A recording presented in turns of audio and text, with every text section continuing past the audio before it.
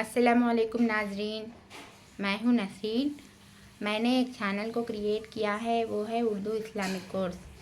میں اس Urdu Islamic course کے ذریعے سے آپ لوگوں کو اردو کو پڑھنا اور لکھنا سکھاؤں گی۔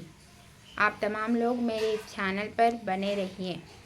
آپ اردو کو سیکھ کر اردو کی کتابوں کا مطالعہ کر سکتے ہیں۔ جیسے آپ اردو کے سیکھنے کی وجہ سے آپ قرآن کے معنی کو سمجھ سکتے ہیں، پڑھ سکتے ہیں، قرآن کے ترجمے کو، احادیث کو پڑھ سکتے ہیں، سیرت کی کتابوں کو پڑھ سکتے ہیں۔ جس طریقے سے ہم دنیاوی کتابوں کو جیسے ہندی، تیلگو، انگلش ان کتابوں کو پڑھتے ہیں، اسی طریقے سے ہم کو اردو کو پڑھنا بھی بے حد ضروری ہے۔ اس اردو کو پڑھنے کی وجہ سے ہم کو کامیابی بھی مل سکتی ہے۔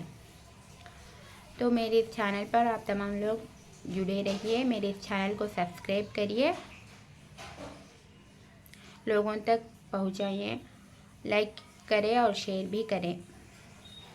میرا چینل کا نام ہے اردو اسلامک کورس۔ اللہ حافظ۔